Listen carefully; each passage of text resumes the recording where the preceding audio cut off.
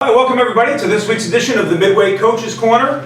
I'm Joe Kropinski, the head men's basketball coach here at Midway. I'm joined by Alan Foster, our head women's basketball coach. Coach, how are you today? Doing good. Looking forward to another good show here today. Yeah, we've had an eventful week here in the Eagle Empire for sure. We'll run down a few of the things that have happened this week with our teams and get set as we look ahead for next week. At the end of the show, we also have a great segment coming up with our spotlighting our cross-country and track and field program, which is exciting. But a very interesting segment with the young lady. Yeah. The fall campaigns have kind of wrapped up, which means there's conference honors that have been passed out. We had a few teams take home some hardware. Volleyball this year, we think we still have volleyball. They didn't show up last week. They didn't show up for the show, but they're still here on campus. I guess begrudgingly we'll talk about their team. Alicia Tuller, who also didn't show up last week at the show, as a junior, was named the first team all-conference. Was leading the nation in kills at one point. I don't know if she finished. I know that there's still the postseason to go, but had an outstanding first year here for Midway as a first team member. Men's soccer, Jared Howard, our senior goalkeeper, was second team all-conference. Which says something, Coach, based on I know we had kind of a tough campaign during the conference play, and the goaltender was busy. He was busy. I believe one time he was, if not leading the nation, up there in the top 3 or 4 in saves for a while. So he had a great year. Yeah, individually a great year for sure. And then women's soccer had 2 honorees. Alexis Little was named to the second team as a senior here from Midway, and then the first team member, Reagan Snyder, who was also a senior and set our the modern record for goals scored in a season. So she made the first team for the All Over States League conference. So always great to see our people get some recognition. Right. I think all those young men and women had great seasons, and it's good to see them get those type of honors from the conference. We know how good athletes they are on our campus, but it's always nice when they're recognized by the conference as well. Yeah, and it's a competitive league. There's a lot of people up for those things. So anybody mentioned in that breath is having a pretty good year. Right. Yes. Team-wise, we had a couple of we had bowling at the Striking Knights Classic over at Bellarmine in Jeffersontown, Kentucky this past weekend. The men came in 8th out of 19, which is a little bit better finish than we had, I think, the past couple of weeks. And the woman was 7th of 10. So certainly a strong showing continues for the first year program in bowling. Right, I think first year program, they've been putting up some top finishes or top half finishes. So I think that bodes well for the program in its first year as well as in the future. Yeah, for sure. And wrestling was up at the Findlay Open in Ohio, and there's no team score there. It was more of an individual warm-up type of thing as we get ready for our first home match, which is December 3rd against Kentucky Wesleyan. Exactly. We're looking forward to hosting some wrestling right here on campus in Marshall Gym.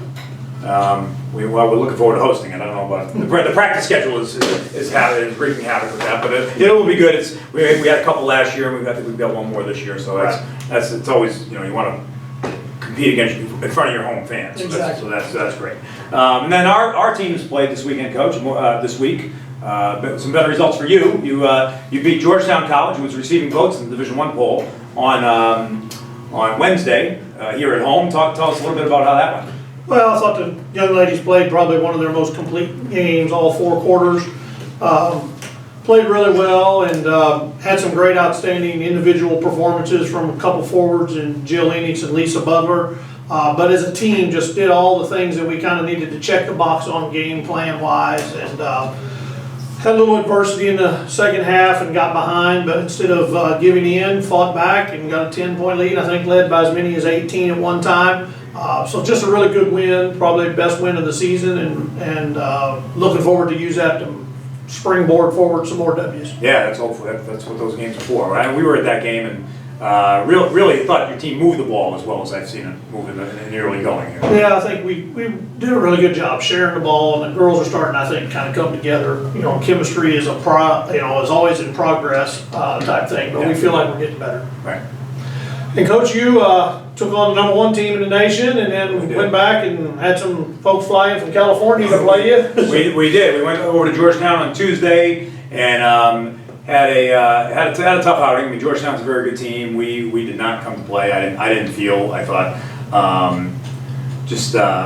right from the start. Didn't really look like we had our best game. And if you don't have your best game, that's you're gonna lose by a lot at Georgetown. So that was disappointing. I was happy with the way we bounced back. We played Vanguard University out of California on Saturday, also over at Georgetown. And they were the number 15 team in Division I in the country. And played really well for most of the game. We were ahead at the half and got up by about 7 early in the second half, and then just Vanguard really made some shots, and we, offensively we missed a lot of free throws and turned the ball over a lot. So it was that was disappointing, that we couldn't finish that out and play a complete game and maybe get a win there against a good team. So. Right, but still feel good measuring yourself against that level of competition. Yeah, it's got to help you down the road. That's like we've talked about a lot even on the show, is that those games are preparing us for our league. Our league looks like it's pretty strong again. So those are the type of teams we're going to see night in and night out in the league. So hopefully it may not do much for our record right now, but in the long run it's going to be a positive, and I think it will be if we learn the right lessons from it for sure. Okay. So coming up, we're going to talk a little cross country. They just finished their season a couple weeks ago up at the RSC conference meet in Pittsburgh, and we'll talk to Coach Walls and Sadie Taylor, who was our all-conference performer on the female side for cross country this year, and preview a little bit of the indoor track and field season, which starts up in a couple weeks. Right, looking forward to talking to them in the next segment. So we'll see you in a sec. All right, we're back here at the Coaches Corner for our third week of spotlighting Midway's athletic programs, and this week we turn our attention to our cross-country programs in track and field as we head into the indoor season. We're joined here by Coach Jay Walls in his second year with us here at Midway, and junior Sadie Taylor, who had a terrific performance at the River States Conference meet up in Pittsburgh a couple weekends back, and came in at a top 10 finish and is a second team all-conference runner this year for us. So welcome to the show. Thank you. Thank you. Thanks for having me. Coach, talk to us a little bit about how the season went for your guys and girls out there this year cross country. The season went really, really well. This was my first year with both teams. This was Sadie's first year here with us. We got her here last spring to come in and run track. But we teached and talked about progress from day one. So that's what it was all about, and the young men and women definitely can continue to progress throughout the season. But it was a great first year with me with the program. I had a great time with all of the student athletes, and they continued to progress well and then performed at their best at conference, and that's what it's all about. So let's talk a little bit about that conference meet. Sadie had a top 10 finish. About how many runners are we looking at that's the top 10 from? It was roughly about 90 to 100. Okay, and what was your time? I think it was 20:46. 20:46. That's a good time. Faster than me. It sounds fast. I can't run that. No. Faster than me. If we had the conference meet on a treadmill, I might have a shot. Going outside, that's not going to happen. So you're now getting ready to think about indoor season. What events do you run in the indoor track season that's upcoming here soon? Mostly middle distance, so 800 mile, 1500. And what kind of goals do you have for the indoor season? Well, based on how the cross country season went, I kind of want to be a little more ambitious with my times, especially the mile. Get that down a lot. Sub-6 for sure. Okay. Sounds like another lofty goal. At least for me, it's a lofty goal. Now, Coach mentioned you joined us here in the spring. Where did you come from? What's been your path to Midway? How did you find your way here? So I transferred from WKU. That's where I started.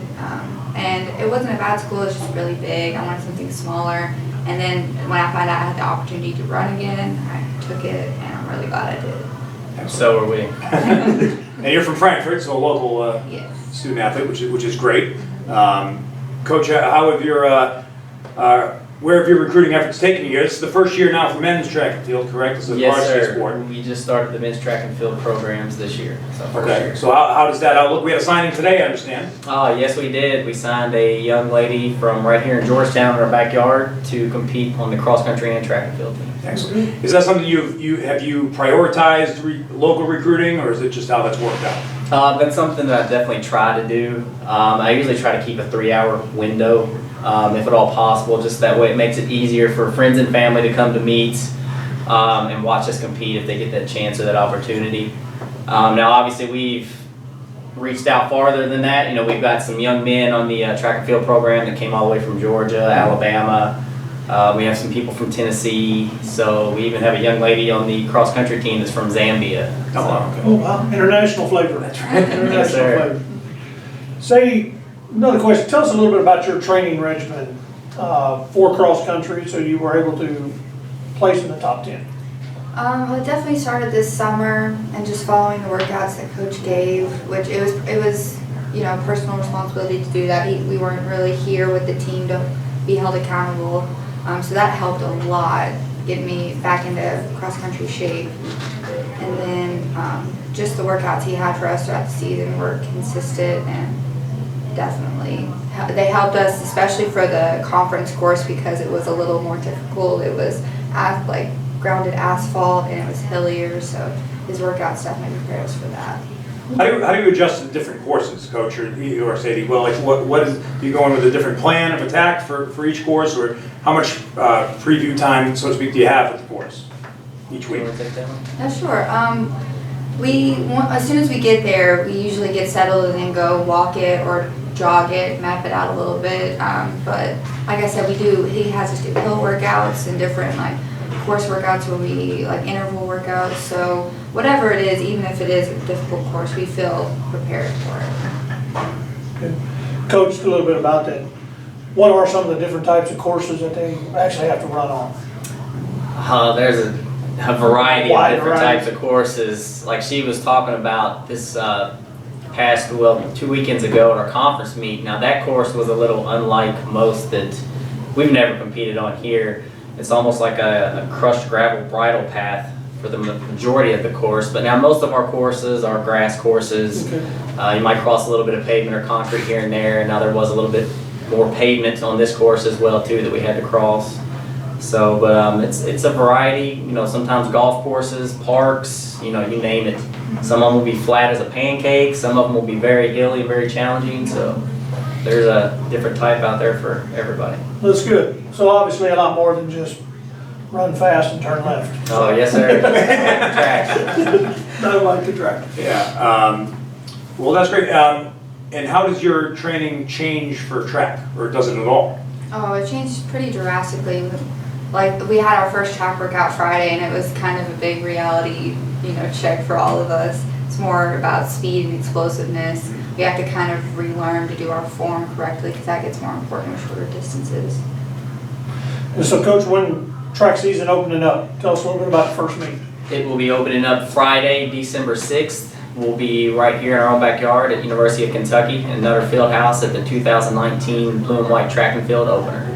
Okay. Excellent. Well, so all the local fans, if chances are, if you're a runner, we're recruiting you. Come on over to UK on the 6th and check out our squad. And is this the? I probably should know this, but we've had some events in the track season, but this is kind of the first real indoor campaign.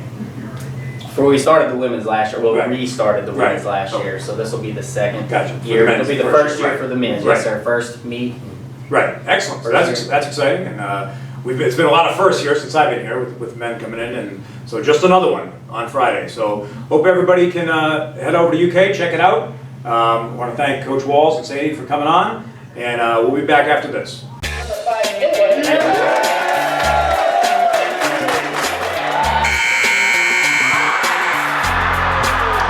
Wheel dunk is good for Edmonton. Wow.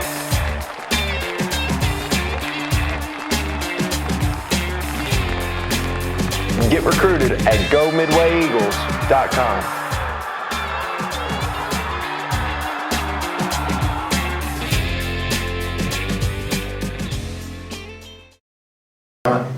All right, welcome back to Coaches Corner. We're here with our weekly viewer question segment, and joined as always by two-time SID of the Year in the River States Conference, Dylan Brown. Dylan, how are you? Doing pretty good. How about you guys? Doing good, doing good. Looking forward to some of the questions that have been texted in. And again, want to remind you, if you have questions for the Coaches Corner, you can text those into our text line, 859-846-5327, or you can also tweet them out to at Go Midway Eagles and use the hashtag Coaches Corner for your questions. And we always look forward to taking those on the air. And anything you want to ask sports related is up for grabs. We'll give you an opinion. It may not be the right one, but we'll give it an opinion. All right, so you guys are doing a great job with questions. You could do better though. Send us more questions. I enjoy getting those questions. All right, so for both of you guys, first with Coach Kopinski here, how do you guys feel about your teams after playing ranked opponents? Joe played #1 team in the nation, Georgetown. Then you played Vanguard, number 15, and then Allen played receiving coach Georgetown, all from the NAIA Division I ranks. Coach? Well, who asked that question first? that was Craig and Iowa. I'm sorry. I apologize. Okay, yeah. Craig and Iowa. Craig and Iowa. I know Craig and Craig. Iowa. Shout out to Craig. Yep. One of our biggest fans. He is. Yeah, I think it's a mixed bag. This week was certainly a mixed bag. I mean, as we talked about in the first segment there, the Georgetown game did not go as planned, anyway, all the way around. I mean, I didn't think we played that great, but was happy to see the team bounce back and play pretty well on Saturday against another really good team. So I think, these first few weeks, you're always still trying to feel your team out and, figure out exactly, who you're going to play and how you're going to play and what's going to really work for your group. So, that's what these games are doing for us, so that, next month when we have our 3 conference games, all against really good teams, we'll have a better handle on what we need to do. So, I think we're fine and we're excited to continue to get better. Coach? Well, we were fortunate enough to get a victory against a ranked team from the NAIA Division I poll, and also Georgetown, who has a very quality program, and just down the road, so kind of a rival. I thought the girls got really fired up to play them, and we put together one of our better games. But to Craig's point, it's a great win, and we hope to learn from it, but it's time to move on to the next ones. And we talk all season about everything is a progress, making progress, and we feel like that helps us, understand more what we have to do against good teams that we're going to face later on in the year. But it's a great win, but we have to we celebrated it. Now we've got to get back to work. Yeah, you try and enjoy it for as long as you can, but now you got to start looking ahead to the next game. All right, for Coach Foster and then Coach Kopinski. Now that you're 4 games into the season, you're 6 games into the season. You've kind of started similar starting lineups all those games. Are you going to try and mix in different starting lineups? Wait, who asked that one? That one is from Janice in Pennsylvania. All right, well, make sure our viewers get it. I wasn't going to forget. I promise. I wouldn't. Well, it's a good question, Janice. We have played kind of the similar starting lineups. We've mixed and matched a little bit. I think we're going to continue to do that. As good a win as the Georgetown game was, there was some sad news coming out of there. Whitney Evans has torn her ACL, and so we're going to have to mix and match now the starting lineup to kind of find some ball handling responsibilities for other players, as we're going to lose her for the season, it looks like. So yeah, we're going to continue to work with that starting lineup and mix and match the right people and see who plays well together. Coach? We have started the same lineup every time, and that in all the games, and that's I've always kind of been of the mind that it doesn't really, as long as you're starting off okay, it doesn't really matter who starts the game, it's who's in there. Who finishes? We've also had some guys in and out of the lineup. We had some injuries in the preseason to a couple guys, and which kind of threw our lineup into a little bit of an upheaval. We found a group that we thought has done okay to start. And we'll see how it goes, I mean, I don't anticipate making any changes, certainly for this Arkansas trip coming up. But beyond that, we'll have to see how it goes. You want to find the right mix and put the guys in the best position, that they to succeed for them. Whether it's coming, off the bench or in the starting lineup. And we have a lot. We're fortunate that we are pretty deep, and we have a number of guys who have started games in the past or could start. So I don't anticipate any changes here, this coming week, but. In the past it's happened, and I wouldn't certainly rule it out, for sure. All right. So one of the things that's kind of a new sport here is this is going to be our first year of competitive cheer and dance, and we have an expert here. But this one is an anonymous question. Again, I can't get their name. I've tried, and I just can't. If you're watching, please feel free to just let us know who you are. Yeah, just let us know who you are. All right. So the question was, how do you guys foresee the first year of competitive cheer and dance going for Coach Winchester and his team? Coach Foster, this is a family question for him. So I think I would defer to him at least to start. Well, Dylan said expert. I don't know if I'm an expert. I've seen a lot more of these competitions than I probably wanted to. My daughter competed in this. You've seen more than me and Joe combined. I can tell you that much true. So my daughter competed in this in high school. My wife actually coached the team for her high school back in Oklahoma. And, I know that people think it's just show up and do a 2-minute dance routine, but those young ladies put a lot of time and effort in. Same with the cheer as well. And so, the first year, it'll be a lot like a lot of other sports, kind of getting acclimated to what the competition standards are, and who the better teams are, and what kind of routines you have to have. But, I do see the young ladies, coach has got them in there working, and, you got to start someplace. And I think they'll surprise some people, but it'll be a learning process, would be my guess for them in their first year. Hopefully in future episodes, we'll get Coach on there and talk a little bit about how it's going. Yeah, I mean, I think that, like Coach said, the first year of anything is going to be, interesting. I know we can all speak to that, but Coach Winchester's done a great job. He's a former national champion at the University of Kentucky in the cheer squad, right? So he certainly knows the level you need to be at, and it takes time, like anything else, as we've seen with basketball. It takes time to build something. And Coach is right. They're in there working at it, and. So I'm excited. Since coming to Midway, I've learned about all these sports. I've never been to an archery contest or a horse show, and here now I'll add that one to the mix here, the cheer and dance. So I think again, like we talked about with esports last week, any new thing works. I think we're excited to welcome and make it part of our family here. Yep. I just now got a question in. From another. How'd you get in? This is producing on the fly. Okay. So you guys are heading to Arkansas this week. What are you guys most looking forward to in Arkansas?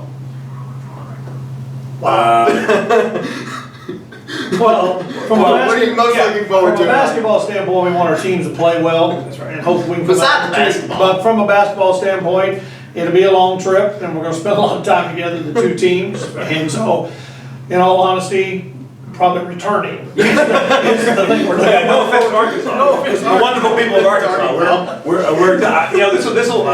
I think I'm right about this. I don't think I've ever been to Arkansas, so I'm looking forward to that. Checking off another state on the list for me. And like Coach said, it's more about basketball for us this time of year. But any of these trips, these longer trips, even if you're not, even if you're playing again and coming home, they do serve as team bonding type situations. And even amongst our programs, I think we have a fairly good relationship with our teams, and I think we try to foster that hopefully within the whole department.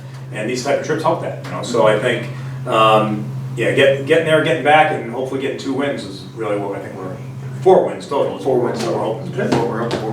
All right, last question from Rob in Massachusetts. He wants to know who you got horse handicapping coach. I got a feeling I know who this question's from. Horse handicapping question. I don't think it's any secret that I enjoy the horse racing, and I think here in the heart of the bluegrass, it's Keeneland's right down the road. Keeneland's right down the road. They just finished up. Coach and I took in a few days there. Oh yeah.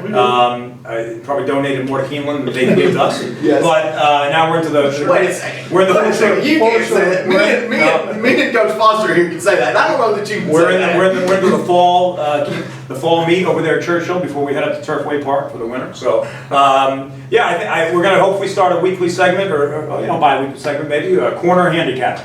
So for those of you out there who enjoy horse racing like myself, today's spotlight is Mr. Monomoy, who is a 2-year-old who just broke his maiden at Churchill. Is the half brother of a Monomoy girl, who's a filly who had a great career. So it's the Road to Kentucky Derby. That's our spotlight horse of the week, Mr. Monomoy of the Brad Cox barn. So he's still mapping out where he's going to be, but he would be for those of you looking forward to the early pools for the Kentucky Derby. Down here, that's what we all care about here. That's what we care about. Those open up around Thanksgiving, so that's one name to look out for. So we'll try to get you some better information. That kind of hit me on the fly there, but corner handicapping coming up soon. Yep. Any other questions, Dylan, or is that doing? That's all we got, unfortunately. I haven't gotten any more breaking news. Okay, so anything like that. Well, in the future, hopefully, again, like Coach said, the text line is always open. The HON text line, 859-846-5327, or use the hashtag Coaches Corner out there in the Eagle Empire to @GoMidwayEagles. Okay, well, we'll be back with another segment, but this has been your viewer questions, and please, as Coach said, send those in so we have more to answer for next week. All right, we're here, kind of wrap up the Coaches Corner for this week, Coach. Another stellar episode of the Corner, I think. It's been a good episode. Really enjoyed the young lady from the track cross country program, and great questions again. So yeah, it's been a good show. But yeah, let's talk a little bit about what's upcoming this week in athletics. In this week in Eagle Athletics, we've talked a lot. We talked last week was kind of Georgetown rivalry week. This week it's Morehead State. We have two teams competing against Morehead State this week, and you tip it off, Coach, tomorrow night at Morehead State with an exhibition game against Division I Morehead at 6 o'clock. Yeah, I'm going to take the young ladies down there. I think it's always a good opportunity when you can play a Division I opponent. About an hour and a half trip down I-64, so be a short trip for us, but again, the experience for them to play against Division I opponents is always something you look to provide for your teams when you can. So it's an exhibition game, won't affect our record, but hopefully we'll learn some things about ourselves and be better when we leave. Those are the best kind, if you ask me. You go to a game and it doesn't count. So, and then we both, as we talked about earlier, we'll both head down to Arkansas this weekend. We play a doubleheader against Ecclesia on Friday at Crowley's Ridge, 6 and 8 Eastern, so 5 and 7 Central. And then we turn around and play on Saturday against Crowley's Ridge there at 1 and 3 Central, 2 and 4 Eastern. Yeah, really unique setup. Glad that Crowley's Ridge can kind of host all of us. So we get to play some teams from outside the area without only having to travel to one of them. So it's kind of a unique setup, but looking forward to those games and seeing how we measure up against some people that we're not as familiar with. Yeah, Crowley's actually came up here last year, and we were pretty fortunate. We won in overtime in a close game, so I know we're going to have our hands full down there for sure. And then this weekend we see a couple of along those lines of Morehead State. Both of the equestrian teams, both the Hunt Seat and the Western teams, head over to Morehead for their shows. Coach, you and I both attended one of the shows last year. I still don't quite understand what happened. Yeah, I'm not quite sure how we're keeping score and those type of things, but it's very interesting. And our hallway, the Hall of Knowledge, is right outside where most of the equine students are clocking in and out for their hours, so we see them on a daily basis. And I know they put in a lot of time and effort. So yeah, they're there more than I am. They're earlier than I am for sure. And it's pretty interesting. I'm really there's some great competitors there, and the animals are beautiful. So we'll look forward to see how they do up in Morehead. I know there'll be, not only will Midway be there, but a lot of other programs in the area, and a lot of good universities, some larger than us, some the same size as us. That's right. Well, as we talked about, it's tough when you go against those Division I horses. You gotta have the horses. You gotta have the horses. You gotta have the horses when you play D1. Wrestling is also going for their second week in a row to an open tournament down at King College in Tennessee. Tornadoes. The King Tornadoes. Okay. So they're a Division II program, a former NAIA, I believe, but Division II now. Right. And so that'll be a good test for them as they again get prepared for their first conference their first non-conference match on December 3rd here against Kentucky Wesleyan. Right. So the wrestling will have another tournament this weekend. We'll hopefully have some results from that. And then I think early next week, probably before our show will be on the air, you're going to go up and play a Division I team, Northern Kentucky. New coach, I believe, up there. New coach, yeah. We head up there on Monday night at 7 for anybody that wants to go. It's kind of like we were talking about with Morehead, just a great chance for us to measure ourselves and get another good test for us as we get ready for. It'll be our last test before the conference play now, without the Cincinnati Christian game being canceled. So we can play Friday, Saturday in Arkansas, come right back, and have one day to get ready for Monday's exhibition at NKU. So they're obviously an excellent program. It's been in the NCAA tournament the last couple of years. Right. So that's going to be a real challenge for us. Darren Horn is back there as the head coach now. Came from Texas and former coach at WKU. So it's going to be they've done a great job there, and a great building, great place to play. So real excited for that. I know they have offered a code for any Midway fans who want to have discounted tickets for that game. Using the code Midway, if you go on their ticket site, I don't know the exact prices, but they are cheaper than they normal cost. So I know it's right before Thanksgiving there. They're trying to get some people in the building and help us out. So anybody who's any alumni up in the area, for sure, be sure to stop by and say hi before the game. If you're up there, we'd love to see as many Midway people in the crowd as we can.